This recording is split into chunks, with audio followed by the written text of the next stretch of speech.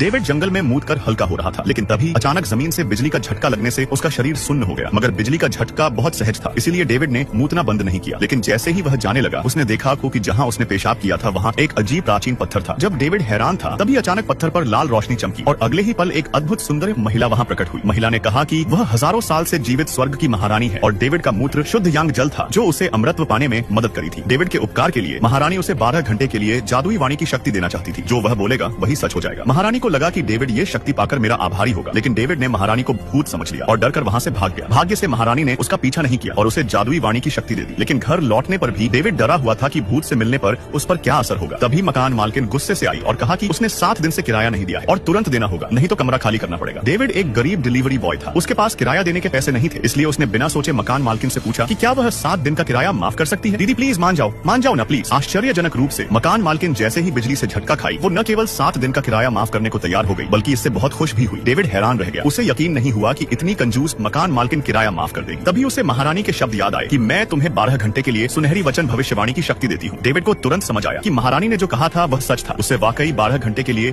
जादुई वचन बोलने की शक्ति मिली थी। इसकी जांच करने के लिए उसने तुरंत मकान मालकिन से पूछा कि क्या वह 1 साल का किराया माफ कर सकती है। ठीक है, तुम्हारा 1 साल का किराया माफ किया जाता है। डेविड ये सुनकर पूरी तरह से चकित हो गया। उसे नहीं पता था कि यह सब वास्तव में सच था। देखकर कि वह 30 साल से ड्राइविंग कर रहा है, उसके मन में तुरंत एक लालच आया। अगर मैं इस समय अपने कॉलेज की सुंदरी